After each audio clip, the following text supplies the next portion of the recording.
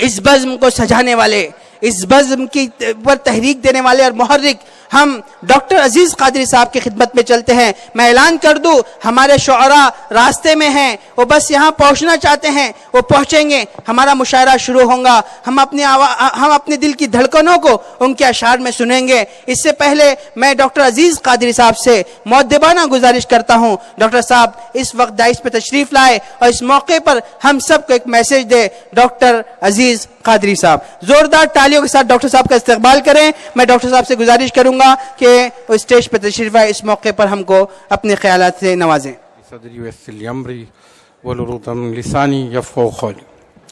अस्सलाम वालेकुम।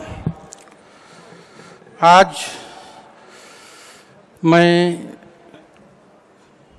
आप सबसे मुखातिब हूँ।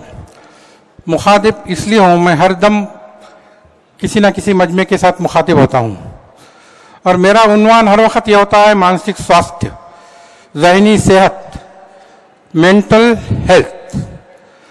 इस मज़मून को मैं हर वक्त ही बोलता हूँ और जिस किसी मजमे में बोलता हूँ तो ये मज़मून पे मैं ऑडियंस को इन्वॉल्व करता हूँ। और आज भी मैं समझता हूँ मैं ऑडियंस को इन्वॉल्व करे बगैर आगे नहीं बढ़ सकूँगा। तो आज के मज़मून में लेकिन दो चीज़ें हैं, मेंटल हेल्थ और कम्युनल हार्मनी। अभी जो एस्पेक्ट है कम्युनल हार्मनी की बात हम हरदम करते आए हैं। मैं 40 साल से ये दोनों टॉपिक पे बात कर रहा हूं, लेकिन इन दोनों टॉपिक को आज हमने एक किया।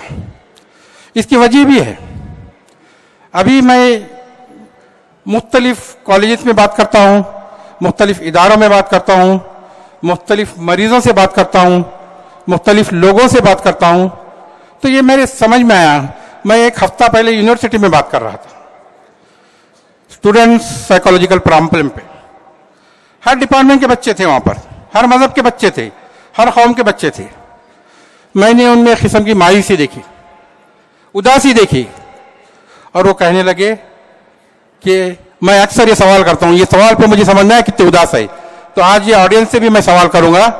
अब आप लफ्ज तो समझ गए, मानसिक स्वास्थ्य, ज़हनी सेहत और मेंटल हेल्थ। अब आप में से जितने समझते हैं हम मेंटली हेल्दी है मानसिक दृष्टि स्वस्थ है, वो हाथ ऊपर उठाए। जो समझते हैं हम स्वस्थ है वो हाथ ऊपर उठाए। 1 2 3 4 5 6 7 8 9 10 11 12 13 14 15, ज्यादा हाथ नहीं है। अब जो समझते हैं हम मानसिक दृष्टि स्वस्थ नहीं है, हम मेंटली हेल्दी नहीं है, वो हाथ उठाए। 1 2 3 4 5 6 7 8 9, ये भी कम है। अब तादाद तो ज्यादा है, ये बीच वाली जो कैफियत है वो ज्यादा खतरनाक है। और जब ये बीच वाली कैफियत में आदमी रहता है तो जब बहुत बड़े बड़े प्रॉब्लम पैदा हो जाते हैं, और हमको ये बीच वाली कैफियत से निकलना है और हमको पॉजिटिव मेंटल हेल्थ की तरफ जाना है। तो मैं आपको एक छोटी सी डिफिनेशन बताता हूं मेंटल हेल्थ की। वो क्या है? वो एक की शख्सियत की एक ऐसी कैफियत है जिसमें इंसान खुद, मैं ज्यादा लंबी नहीं करूंगा, खुद खुश रहते हुए दूसरों को खुश रखता है। अब ये कैफियत पे अगर हम गौर करें तो हम में से कितने मेंटली हेल्दी है?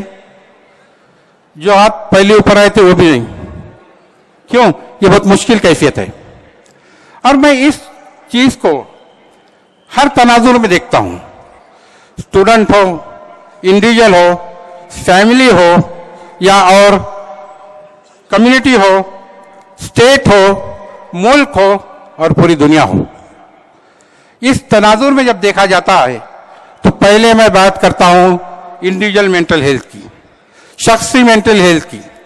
और आप में से जब शख्सी मेंटल हेल्थ, हर इंडिविजुअल की जब मेंटल हेल्थ होंगी तो मैं समझता हूं पूरी दुनिया में मेंटल हेल्थ होंगी। और जब मेंटल हेल्थ पॉजिटिव होंगी तो दुनिया में होने वाले जो परेशानियां हैं, तकालीफ है, आपस में नाइत्ताफिक है, नफरत है, झगड़े है, फसाद है, तंटे है, इसमें सब में कमी आएंगी। शख्सियत के बाद फैमिली, ये आगे बढ़ती है। जब फैमिली भी अपने आप में तंदुरुस्त हो तो उससे बनेगी कम्युनिटी, और कम्युनिटी के लोग जब तंदुरुस्त हो तो बनेगा जिला, डिस्ट्रिक्ट। देखिए हम इसको जोड़ते हैं मेंटल हेल्थ को पीस के साथ। पीस यानी शांति, और शांति का पैगाम मेंटल हेल्थ के साथ जाता है।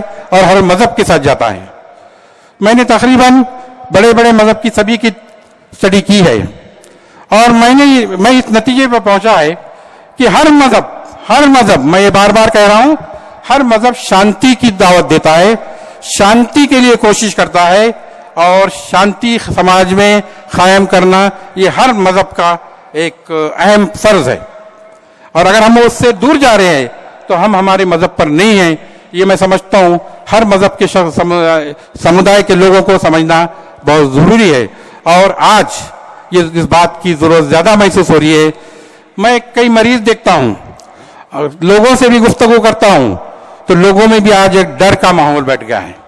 कौम के कुछ हिस्सों में लोगों में डर पैदा हो गया है। अब देखिए, डर के ताल्लुक से मैं थोड़ा आपकी तवज्जो चाहूंगा कि डर आज के माहौल से डर कितने लोगों में, अब मेंटल हेल्थ की बात मैं हटा दे रहा हूं, आज के माहौल में आपके दिमाग में डर कितने लोगों में है? हाथ ऊपर कीजिए। माहौल के हिसाब से डर कितने लोगों में है? डर नहीं है, बहुत अच्छी बात है। डर नहीं होना ये एक अच्छी बात है, अच्छे सेहत की अलामत है। तो माहौल से डरना नहीं, माहौल में वाक़यात आएंगे, हालात आएंगे, हालात जाएंगे, हमें अपने आपसी ताल्लुकात को बिगाड़ना नहीं है। लेकिन मैंने काफी अभी एक आने से पहले यहाँ एक पेशेंट मेरे पास आया, ये गौर से सुनिए आप वाक़या। एक पेशेंट आया, उसके दिमाग में एक किस्म का भ्रम पैदा हो गया। अब ये भ्रम होने के बाद उसके रिश्तेदार मुझसे कहने लगे, डॉक्टर साहब इसका भ्रम तुम निकाल दो।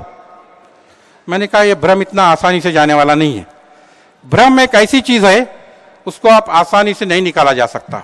और आज मैं माहौल में देख रहा हूं कि लोग कह रहे हैं कि लोगों में भ्रम है, गवर्नमेंट कह रही है लोगों में भ्रम है, लोग कह रहे हैं गवर्नमेंट भ्रम पैदा कर रही है। ये जो भ्रम वाली चीज है, ये निकालना बहुत मुश्किल है। और ये भ्रम को समझाने के लिए मैं आपको छोटा सा एक वाकया सुनाता हूं। आप ये शख्स की कहानी सुनिए। एक शख्स के दिमाग में ये भ्रम पैदा हो गया कि उसने हत्ती को निगल लिया। किसको निगला? किसको निगला? हाथी को निगला। मुमकिन है ये? मुमकिन है हाथी को निगलना? आप बोलो कुछ। मुमकिन नहीं है, मगर उसके दिमाग में भ्रम था कि उसने हाथी को निगल लिया। हर एक ने अपने अंदाज से उसको समझाया, हर एक ने समझाया, बोला इतना बड़ा जानवर कैसा तुम्हारे पेट में जा सकता। लेकिन ये भ्रम उसके दिमाग से निकला नहीं। तो एक सर्जन के पास गया, डॉक्टर के पास। तो सर्जन ने कहा कि मैं इसका भ्रम दूर कर दूंगा। तो अब उसका भ्रम वो सर्जन कैसे दूर कर सकता? तो सुनिए आगे। चिरंजीव प्रसाद साहब आए हमारे बीच में, हम उनका इस्तेमाल करते हैं। और ये भ्रम वाला वो वाकया मैं आपको फिर से रिपीट करता हूं, आप सुनिए।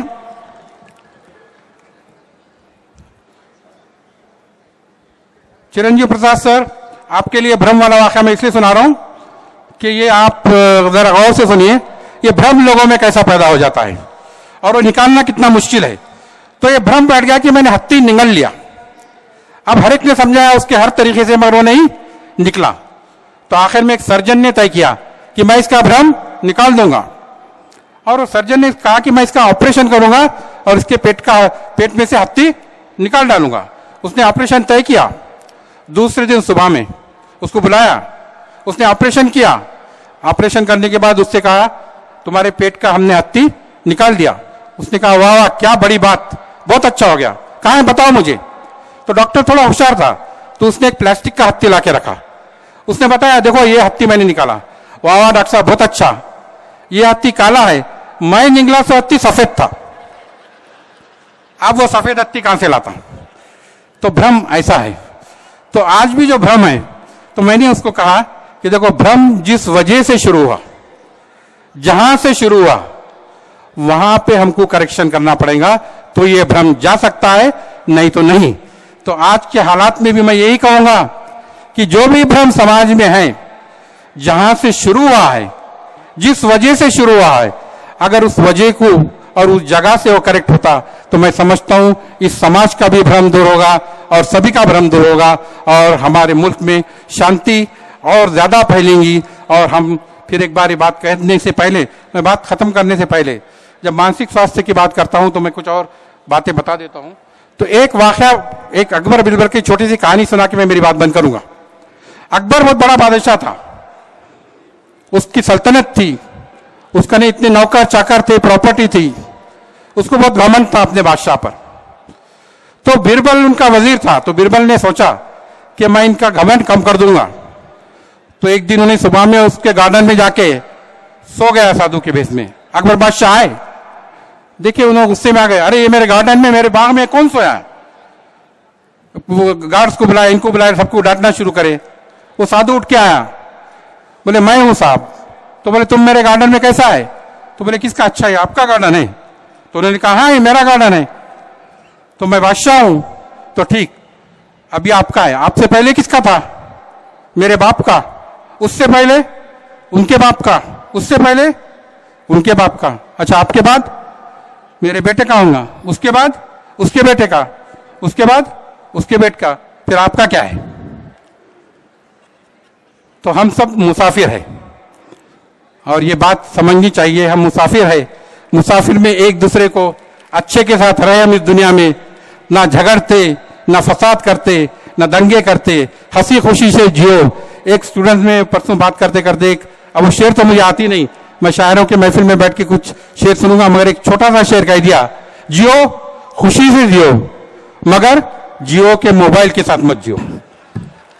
मैं इतनी बात कर मेरी बात खत्म करता हूं, और मैं आपको यही मैसेज देना चाहूंगा कि हालात जो भी आए, अच्छे आए बुरे आए, हम हमारे अमन को कायम रखना चाहिए। अमन के लिए हर फर्द ने कोशिश करना चाहिए, और ये अमन का पैगाम आप इस महफिल से ले जाएंगे, इतनी तवक्को करके मैं मेरी बात खत्म करता हूं। आखिर दाना अल्हम्दुलिल्लाह रब्बिल आलमीन।